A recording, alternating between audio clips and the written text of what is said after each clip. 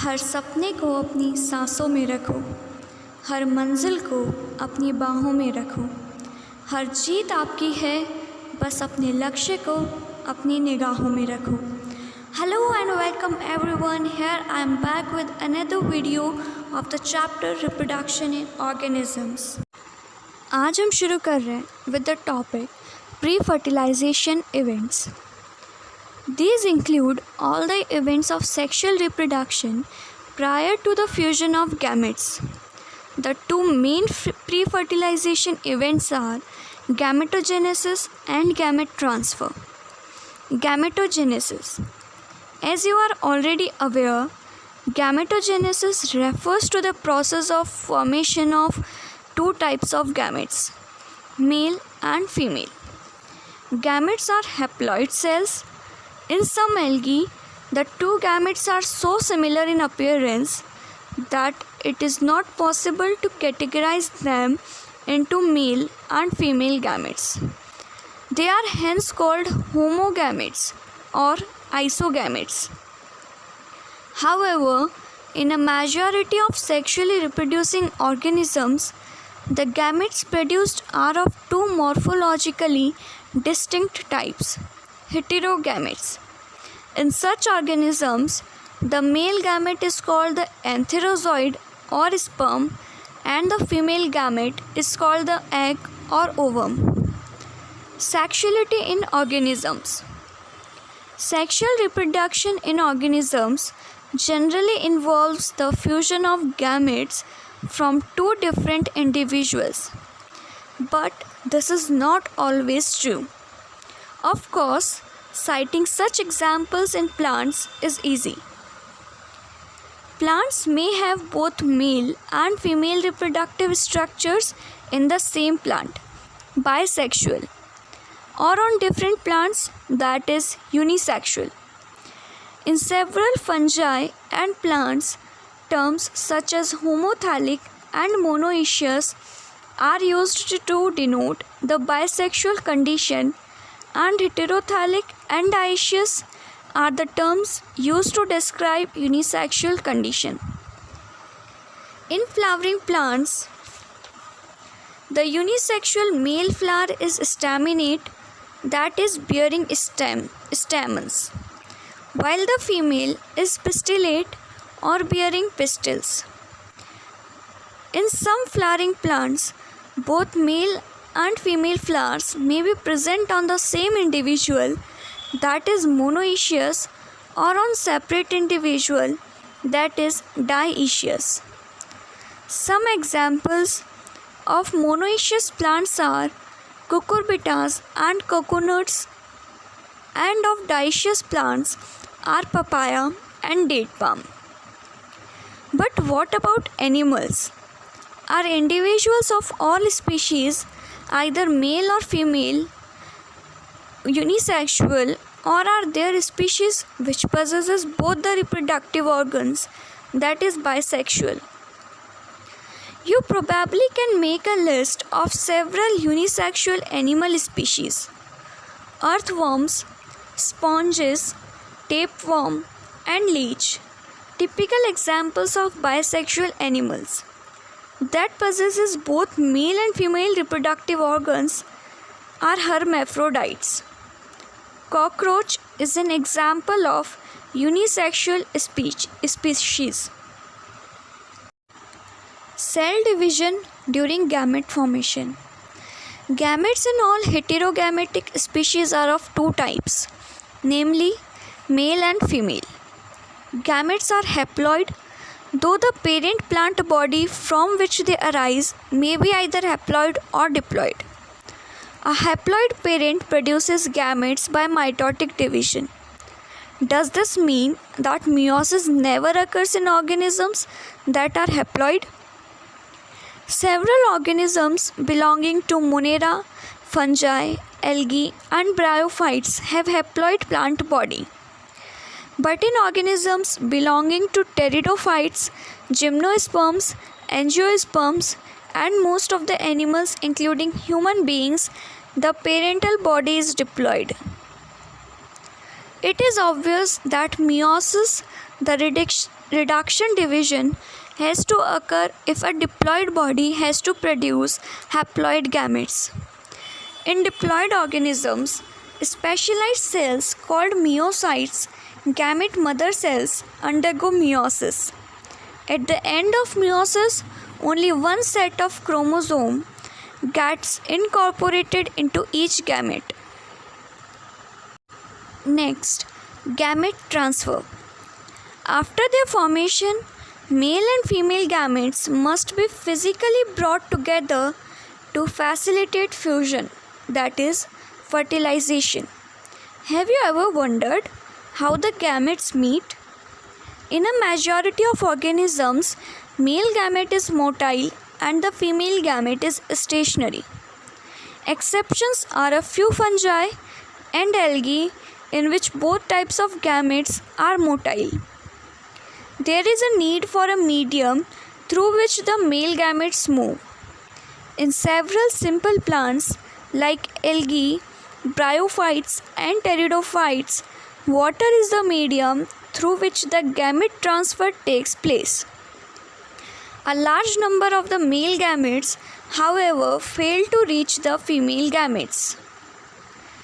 To compensate this loss of male gametes during transport, the number of male gametes produced is several thousand times the number of female gametes produced. In seed plants, pollen grains are the carriers of male gametes and ovule have the egg. Pollen grains produced in anthers, therefore, have to be transferred to the stigma before it can lead to fertilization. In bisexual, self-fertilizing plants, example peas, transfer of pollen grains to the stigma is relatively easy as anthers and stigma are located close to each other. Pollen grains, soon after they are shed, come in contact with the stigma. But in cross-pollinating plants, including dioecious plants, a specialized event called pollination facilitates transfer of pollen grains to the stigma. Pollen grains germinate on the stigma and the pollen tubes carrying the male gametes reach the ovule and discharge male gametes near the egg. In dioecious animals, since male and female gametes are formed in different individuals, the organisms must evolve a special mechanism for gamete transfer. Successful transfer and coming together of gametes is essential for the most critical event in sexual reproduction, the fertilization. Fertilization. The most vital event of sexual reproduction is perhaps the fusion of gametes. This process, called syngamy, results in the formation of a diploid zygote. The term fertilization is also often used for this process. The terms syngamy and fertilization are frequently used, though interchangeably. What would happen if syngamy does not occur? However, it has to be mentioned here that in some organisms like rotifers, honeybees, and even some lizards and birds like turkey, the female gametes undergoes development to form new organisms without fertilization. This phenomenon is called parthenogenesis. Where does syngamy occur? In most aquatic organisms, such as a majority of algae and fishes as well as amphibians, syngamy occurs in the external medium, that is water, that is outside the body of organism. This type of gametic fusion is called external fertilization. Organisms exhibiting external fertilization show great synchrony between the sexes and release a large number of gametes into the surrounding medium, that is water, in order to enhance the chances of syngamy. This happens in the bony fishes and frogs where a large number of offsprings are produced. A major disadvantage is that the offspring are extremely vulnerable to predators, threatening their survival up to adulthood. In many terrestrial organisms belonging to fungi, higher animals such as reptiles, birds, mammals, and in a majority of plants, bryophytes, pteridophytes, gymnosperms, and angiosperms, syngamy occurs inside the body of the organism. Hence, the process is called internal fertilization. In all these organisms, egg is formed inside the female body where they fuse with the male gamete. In organisms exhibiting internal fertilization, the male gamete is motile and has to reach the egg in order to fuse with it. In this, even though the number of sperms produced is very large, there is a significant reduction in the number of eggs produced. In seed plants, however, the non-motile male gametes are carried to female gametes by pollen tubes. The last but not the least, post-fertilization events. Events in sexual reproduction after the formation of zygote are called post-fertilization events. The zygote. Formation of the diploid zygote is universal in all sexually reproducing organisms. In organisms with external fertilization, zygote is formed in the external medium, usually water, whereas in those exhibiting internal fertilization, zygote is formed inside the body of the organism. Further, development of the zygote depends on the type of life cycle the organism has and the environment it is exposed to. In organisms belonging to fungi and algae, zygote develops a thick wall that is resistant to desiccation and damage. It undergoes a period of rest before germination. In organisms with the haplontic life cycle, zygote divides by meiosis to form haploid spores that grow into haploid individuals. Zygote is the vital link that ensures continuity of species between organisms of one generation and the next. Every sexually reproducing organism, including human being, begin life as a single cell, the zygote. Embryogenesis. Embryogenesis refers to the process of development of embryo from the zygote. During embryogenesis, zygote undergoes cell division, mitosis, and cell differentiation. While cell divisions increases the number of cells in the developing embryo, cell differentiation helps groups of cells to undergo certain modifications to form specialized tissues and organs to form an organism.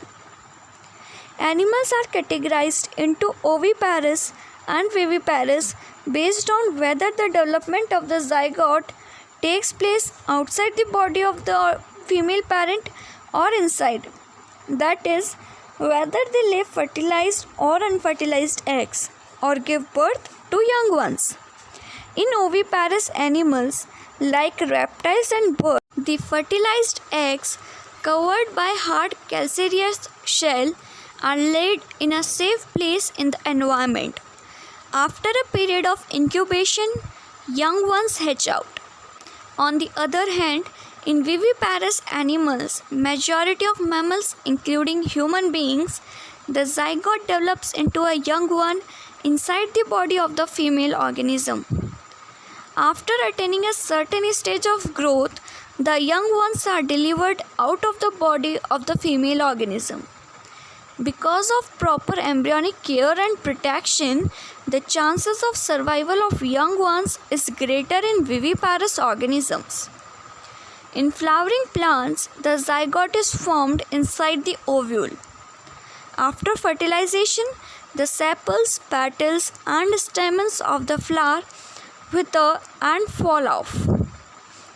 The pistil, however, remains attached to the plant The zygote develops into the embryo and the ovules develop into the seed.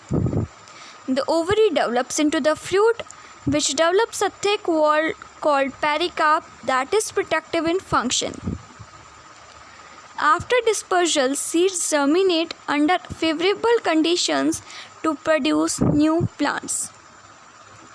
And for more such videos, please subscribe to the channel and like it if you have liked the video. Thanks for watching.